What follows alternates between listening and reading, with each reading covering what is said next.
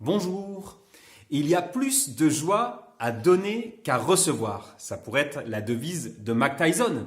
Mais non, c'est une phrase de Jésus que l'on trouve dans les Actes des Apôtres, au chapitre 20, verset 35. C'est Saint Paul qui fait le bilan de son ministère, qui rappelle qu'il n'a été à la charge de personne. Au contraire, il s'est toujours mis au service des autres et il a pris soin en particulier des plus vulnérables en se rappelant cette phrase du Seigneur, il y a plus de joie à donner qu'à recevoir.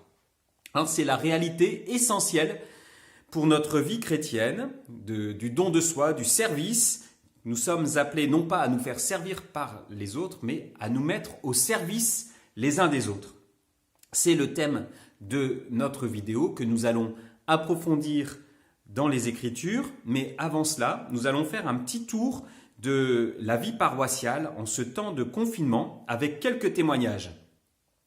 Il y a beaucoup de choses qui se vivent et ce temps n'a pas démobilisé, mais au contraire a plutôt remobilisé les gens avec des initiatives nouvelles qui ont été prises. Bravo à tous ceux qui ont su ainsi allier discrétion, humilité, efficacité et créativité.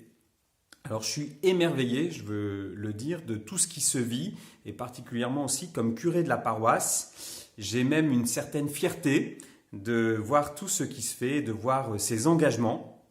Beaucoup de choses se font dans des associations, des structures non confessionnelles auxquelles vous participez activement. Et nous allons en mentionner quelques-unes, ainsi que des choses qui se vivent proprement au sein de nos paroisses. Alors ça n'a pas été simple, parce que lorsque j'ai demandé des témoignages sur ce sujet, votre réaction unanime, ça a été de dire « Oh non, on ne fait pas ça pour être vu, on préfère rester discret ». Alors j'ai trouvé ça très beau, mais c'est quand même important, dans un monde où on est assez vite négatif, on voit plutôt ce qui va mal, de pouvoir montrer ces belles choses et de se les partager. Donc un immense merci à ceux qui ont surmonté leur réticence et accepté de partager ce qu'ils vivaient. Ce n'est bien sûr qu'un tout petit aperçu de toutes les belles choses qui existent. À Ascq, vous savez, il existe une belle tradition de mobilisation. Pour ceux qui connaissent un peu l'histoire du village, il y a les Moussillons qui sont nés à la suite du massacre d'Ascq pour s'occuper des enfants orphelins. Il y a l'association Enfance et Vie qui est toujours très active pour soutenir l'enfance en difficulté, en particulier en Afrique. Et avec le confinement, s'est révélée aussi une association très belle qui met en lien les gens les uns avec les autres pour porter assistance et ne laisser personne sur le carreau. C'est Ascq in Love. Ascq in Love produit un bulletin régulier qui a permis de mobiliser pour quantité de petits services très précieux. En ce temps de confinement, organisation de livraison de repas, des dépannages, donner des draps, coudre, découper des tissus, ouvrir son garage, prêter son téléphone, donner un ordinateur, plein de petites choses. Vous pouvez découvrir cette association et y participer en consultant leur site ici et dans la description de la vidéo. Certains d'entre vous se sont également engagés dans l'association #PourEux. Le principe est de préparer 1 ou 2 repas en plus de ce que l'on cuisine et quelqu'un passe en vélo récupérer les paniers repas. C'est simple, c'est fluide, c'est super efficace et ainsi, plus de 400 repas par jour sont distribués aux SDF. C'est particulièrement précieux en ce temps de confinement. Le confinement est également l'occasion de parler du service évangélique des malades qui existe depuis longtemps et agit discrètement et efficacement sur la paroisse. Voici leur témoignage. J'étais malade et tu m'as visité. C'est à cet appel que répondent habituellement les membres du service évangélique des malades, nommé le SEM. Dans la paroisse de Cana, l'équipe SEM comprend une vingtaine de personnes.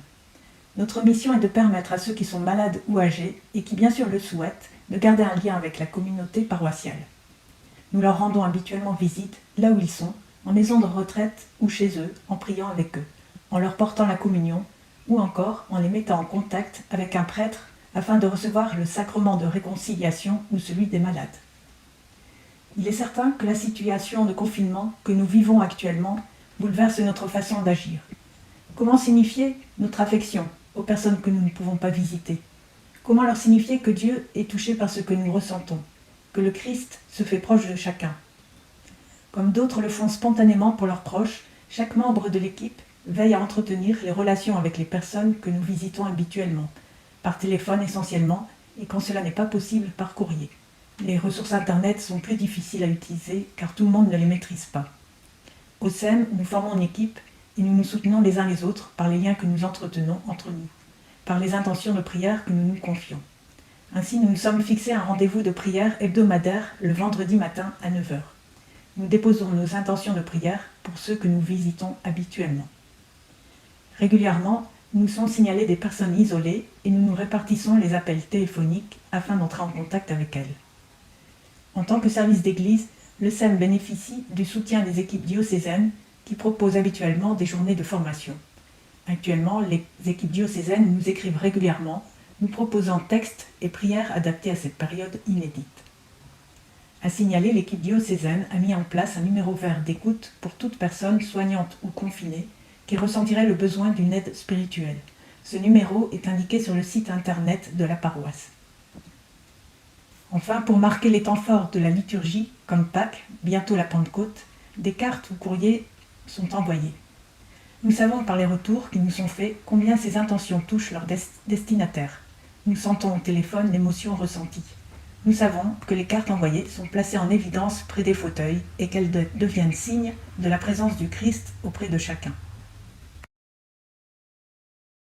Bonjour, voici un bref témoignage de ce que nous avons vécu avec les enfants roms depuis quelques années. Le projet d'aller visiter les camps roms et de faire des animations avec les enfants a démarré suite au JMJ de Cracovie en 2016, où quelques étudiants ayant participé au JMJ ont eu à cœur, à leur retour, d'avoir des activités de solidarité auprès des plus pauvres. Et donc nous avons été visiter ces familles roms sur les bords des voies du campus. Et c'est à ce moment-là que nous est venue l'idée de lancer des activités auprès des enfants en nous inspirant de ce que faisait l'association Val d'Oco, d'inspiration salésienne, sur différents camps roms de l'agglomération. Depuis octobre 2016, il y a chaque mois une activité animée par les étudiants. Ils sont souvent rejoints par des jeunes de l'agglomération lilloise, notamment des scouts. La deuxième chose fut d'envoyer des enfants roms lors des camps détente prière l'été.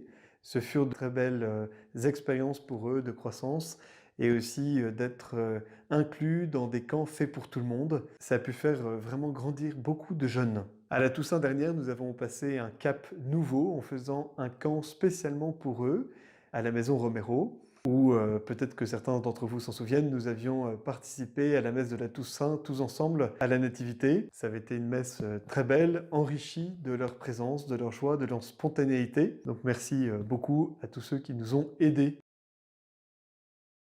Bonjour à tous, je m'appelle Marlène, je fais partie du groupe La Joie du Seigneur de l'église Saint-Oscar Romero.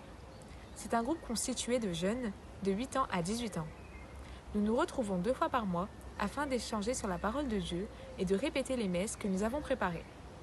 C'est toujours une grande joie de se retrouver car nous apprenons à nous connaître de mieux en mieux et nous en apprenons plus sur Jésus-Christ notre Seigneur qui est lumière et vie.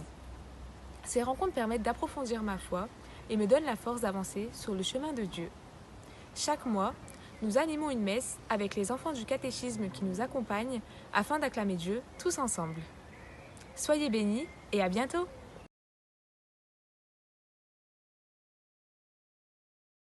Bonjour, je suis Jacques de la paroisse Sainte-Mère Teresa. Donc je vous fais cette vidéo pour vous dire quelles ont été les joies depuis près de 2 ans que j'ai rejoint la communauté de Sainte-Mère Teresa dans les chorales des enfants, des parents et des mamans. Nous participons à la vie chrétienne activement. Nous aidons donc les gens à se retrouver dans le Christ, à redécouvrir la lecture de l'Évangile, à partager avec toutes les personnes qui sont quelque peu isolées. Je vous invite à nous rejoindre. Je vous souhaite une très bonne journée. Quelle importance donner à ces thèmes du service et de la solidarité dans notre vie chrétienne? Comment déployer cela et le vivre dans notre paroisse? Il s'agit d'un enchaînement. Il y a dans notre vie chrétienne une dynamique que le pape François a beaucoup développée, sur laquelle il a beaucoup insisté, qui est celle de la vie du disciple missionnaire. Donc il y a une logique de vie, un déploiement de la vie chrétienne qui se fait ainsi par étapes et qui nous fait passer de la joie d'être enfant de Dieu à la joie du service et du don de soi. Je me rappelle de ce témoignage d'un couple que j'avais rencontré dans les premières années de mon ministère. Je les connaissais parce que, comme jeunes, ils avaient participé au JMJ, à quantité d'actions et de très beaux événements de l'Église. Et là, je les retrouvais comme jeunes mariés sur la paroisse.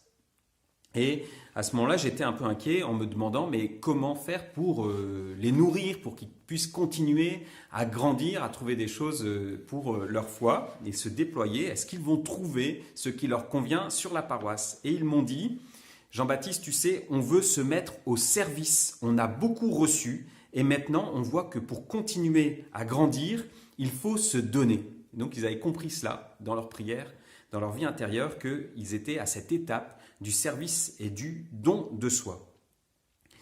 Et donc, progressivement, cette joie de recevoir, eh bien, elle fait de la place à une joie plus grande encore, qui est la joie de se donner. On se découvre enfant bien-aimé de Dieu, on prend confiance en soi et on va vers le don en déployant ses talents.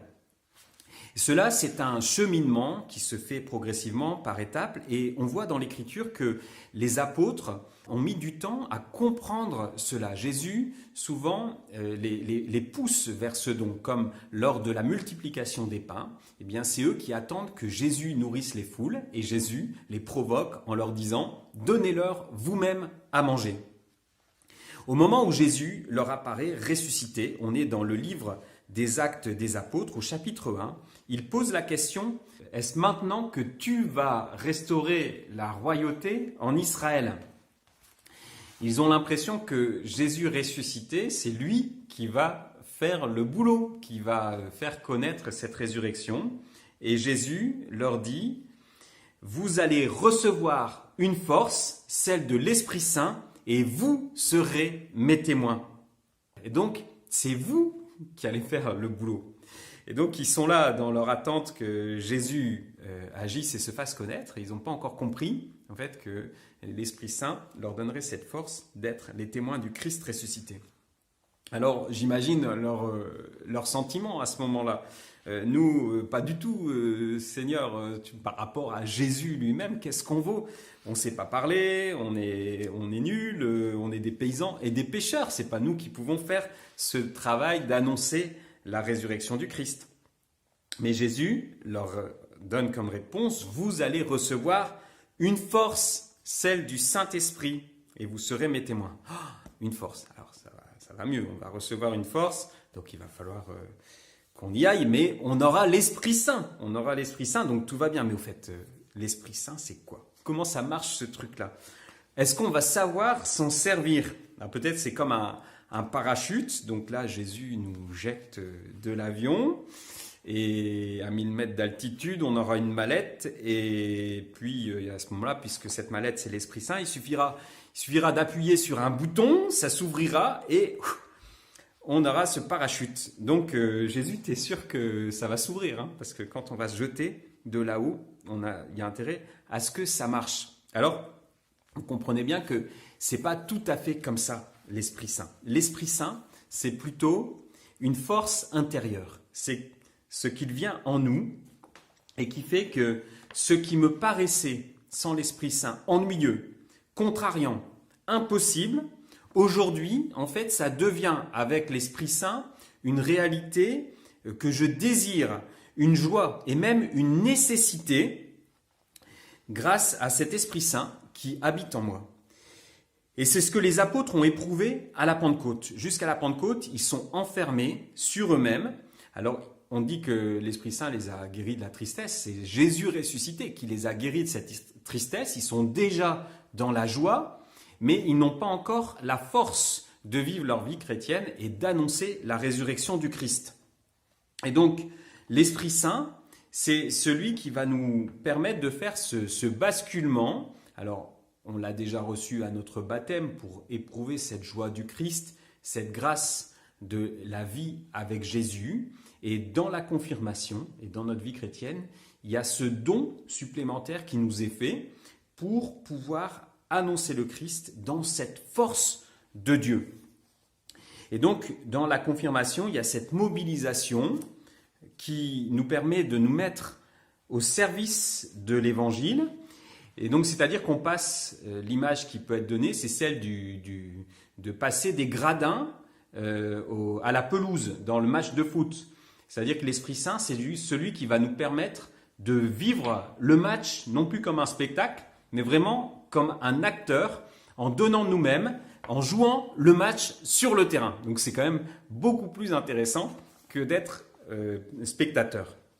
Alors entre cette grâce du baptême, la joie d'être enfant de Dieu, cette joie de se donner et de jouer le match, eh bien, il y a cette nourriture qui nous est donnée, qui est l'Eucharistie, où nous sommes invités à rester ancrés, enracinés dans le Christ. C'est l'image de la vigne que l'on trouve en Saint Jean au chapitre 15. « Demeurez en mon amour, car hors de moi, vous ne pouvez rien faire. » Et donc, si on a envie de porter du fruit, de déployer toutes ces grâces, il ne s'agit pas de quitter le Christ pour agir par nos propres forces, mais de rester fondé en lui, fidèle aux grâces de notre baptême, avec une vie de prière solide, pour pouvoir, enraciné dans le Christ, porter du fruit et déployer toutes les richesses de notre vie chrétienne au service des autres. Cela, c'est particulièrement, alors ce mouvement qui nous porte progressivement de l'intérieur à l'extérieur de nous-mêmes vers les autres, c'est illustré par Mère Teresa. J'ai trouvé ça très touchant dans l'évolution de sa vie. Elle est toujours restée extrêmement fidèle au Christ.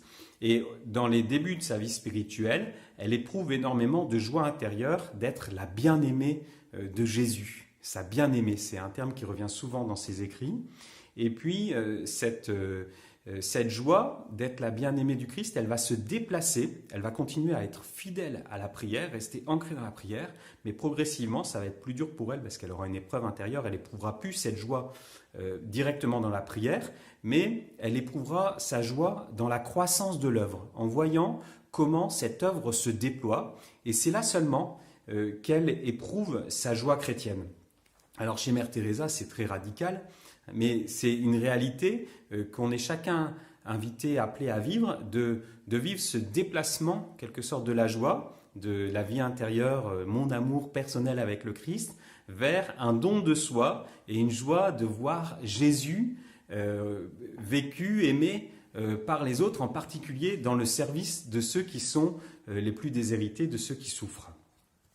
Et si nous ne faisons pas ce passage, qu'est-ce qui se passe ? À un moment, notre vie chrétienne pourrit. Vous voyez, on reste enfermé sur nous-mêmes et on cherche tout le temps à vivre ses émotions et ses joies spirituelles. Mais c'est comme une terre qui ne fait que recevoir de l'eau et qui n'en redonne pas, ça devient un marécage. Et donc notre vie chrétienne, ça ne doit pas être un marécage, c'est-à-dire qu'il doit y avoir des débouchés pour l'amour de Dieu.